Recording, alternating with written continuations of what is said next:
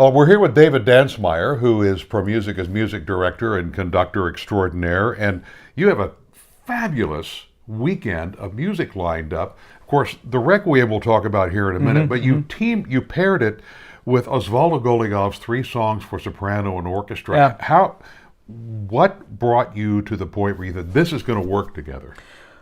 Well, first of all, I'm a huge Goliov fan. I mean, I think he's of all the living composers one of the absolute best. No, for me, no question. I mean, he's one of these people. I think that in many years' time, still people will play his works and will. He's not the fastest writer, not the person who produces the most works. But for me, that's even more fascinating. I don't care how much somebody writes. For me, it's really about the quality, and I think like pretty much everything he writes is really kind of like unbelievable music. So doing Goliov is something that I think is incredibly important to bring to the audience, like one of the living composers that are really masters. But these songs in particular, I did with my wife with the Illinois Philharmonic, the Night of the Flying Horses. One of the songs, and it was great. It's a fantastic song. And the whole thing, particularly the last song of the 3 songs deals with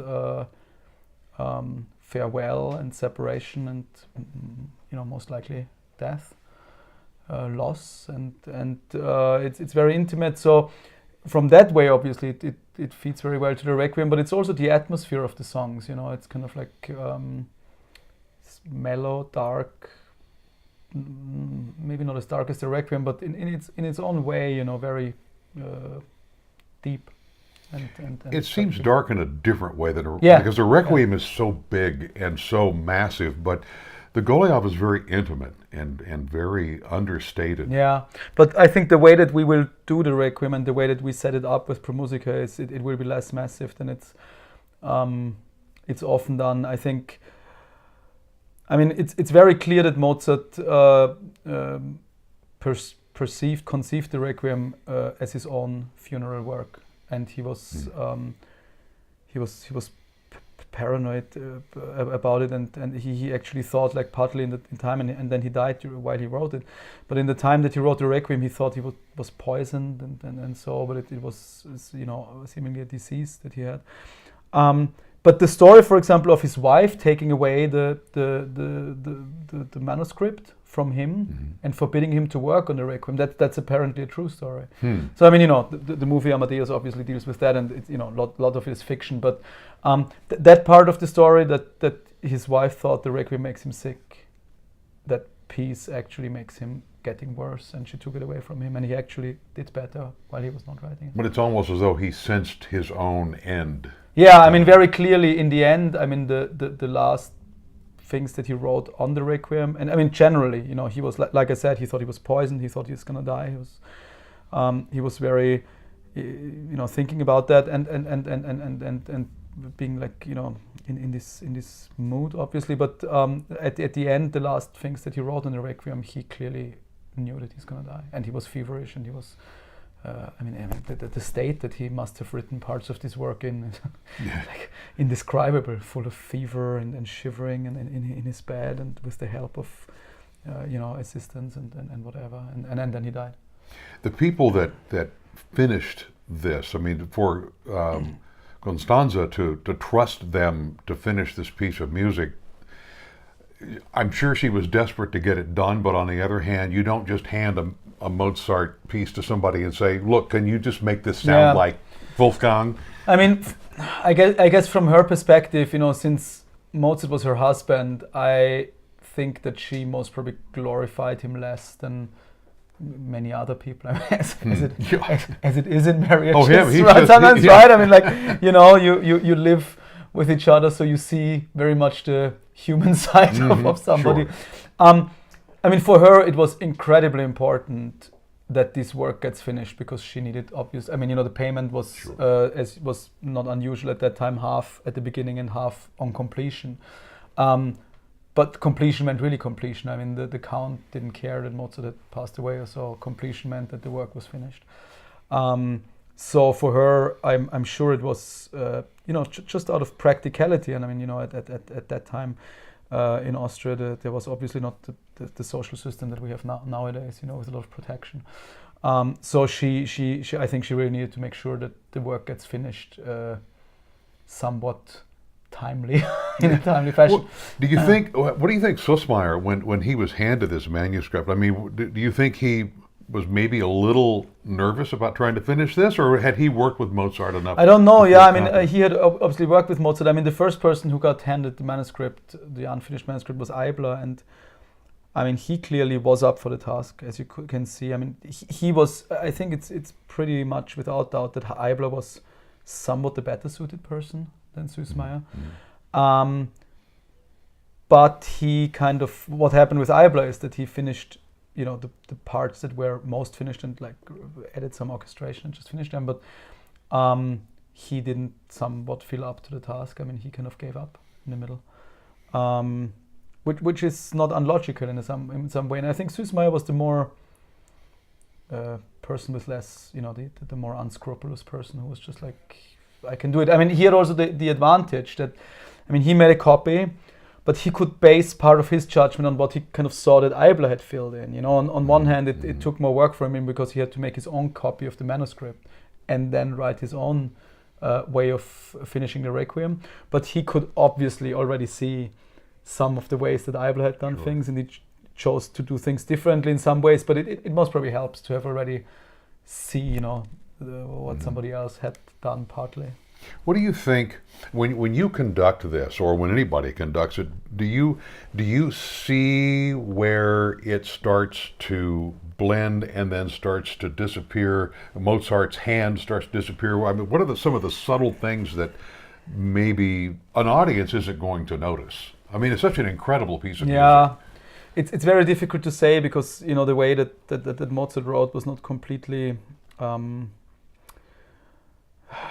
It was not, you know, completely organized in a way that he would write from A to Z or something like that. You know, he would, you know, write parts of this and then parts of this. So there are, you know, there are some parts which are completely finished, very few of them, and then there are some parts where basically it's extremely clear that the whole thing is by Mozart, but he didn't finish the orchestration. And then, you know, according to tradition of the time at that time, it's not particularly hard to guess what Mozart have done, that he would have in the end changed some things or maybe did some things a little bit differently. It's clear, but it doesn't, for me musically, it really, this is more academical questions. I mean, musically I think it doesn't really change the impact, you know, the emotional impact of the piece.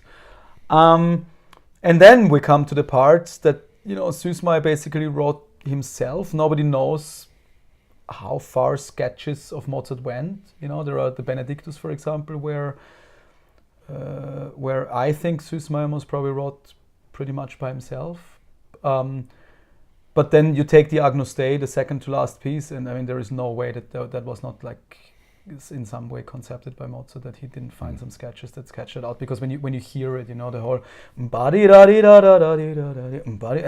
the way it just starts. I mean, even if it's maybe just the couple of first notes, that there was some sketch from Mozart somewhere lying around, or he kind of like, I mean, for me that's far too inspired and with far too much depth, that somebody like Sussmayer, who was certainly a very able composer, but you know, didn't have this genius depth of Mozart, would come up with. I think, you know, I mean, it's all guesswork, but I think, you know, there's most likely where some, you know, at least small sketches, maybe only 2 bars or something, that, you know, he had access to and that didn't quite survive the times. So, but it's difficult to say. It's really detective work that music historians, you know, had to do.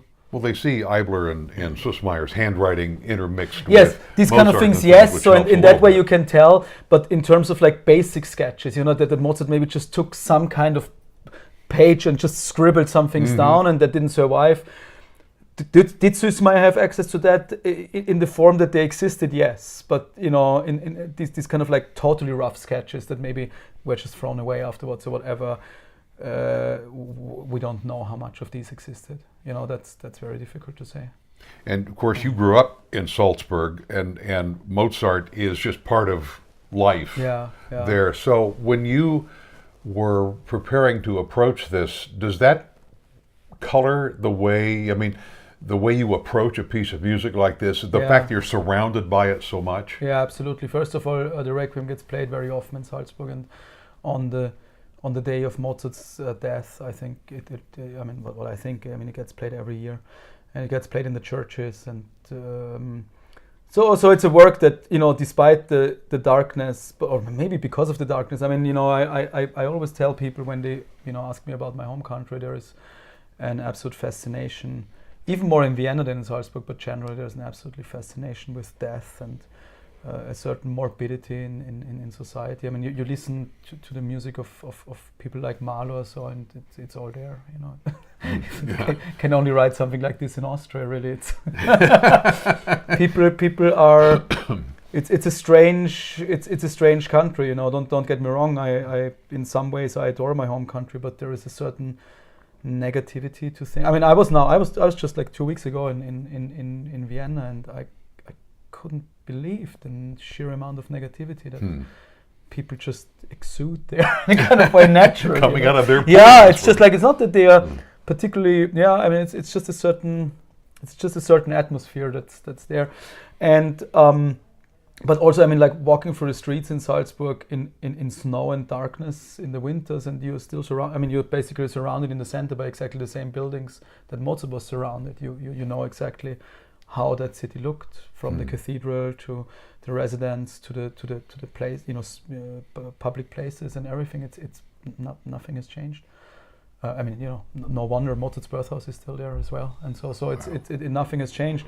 So you walk through the streets and you see the certain narrowness, and you know, obviously it's all pedestrian zone in the center, so you kind of like, you know, and then you cross the river, for example, and when you think about the snow, and in winter there is heavy snow in Austria, and then you think about the beginning of the Requiem, like how somebody drags himself, you know, maybe Mozart himself dragged himself through the snow, and he kind of like composes these kind of like footsteps that are already very tired, or kind of like dragging into the opening of the Requiem. I mean, it's just, you know, an idea, but I think that's kind of like, you know, these things, of course, are, you know, going through your mind.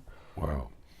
Mozart's Requiem and 3 songs for soprano and orchestra by Osvaldo Golijov on Saturday and Sunday at the Southern Theater with David Danzmayr, Pro Musica Chamber Orchestra, the Lancaster Chorale, great soloists. ProMusicaColumbus.org. Tell us a little bit about the soloists before I let you go. Now, we have 4 singers, and they are all really handpicked, and, you know, when you have to put 4 singers together, the problem you often face, or sometimes you face, is that you have certain people in mind, and then because of scheduling conflicts, you don't get 1 or 2 of them, and then you have to fill some others in, and then you put together a combination that you like, obviously, and that you're happy with, but that's maybe not exactly the combination you want. And this time we were in the extremely fortunate situation that we got like the 4 soloists we initially wanted. So all 4 of them had time in that week, and it was like all the first call soloists that we wanted. So I think I mean, they're massive. They're all great. Well, it's all coming together. All 4 of them are all great. right. All right. And you live with a soprano, so that helps a little bit. Yes, we worked actually today on the Requiem and the Golijov songs. So, you know, it's nice that you can work on these things at home. Of course, you get it. You know, get a head start. You get a deeper understanding together of this, and then you know, on stage that helps. But it's also just, you know, nice to work together and talk about these things, and so it's good. David, I appreciate your time. Thank you very much. Thank you so much. I appreciate yours. It's always great talking to you. It's always fun. ProMusicaColumbus.org if you'd like more details about this weekend's performance.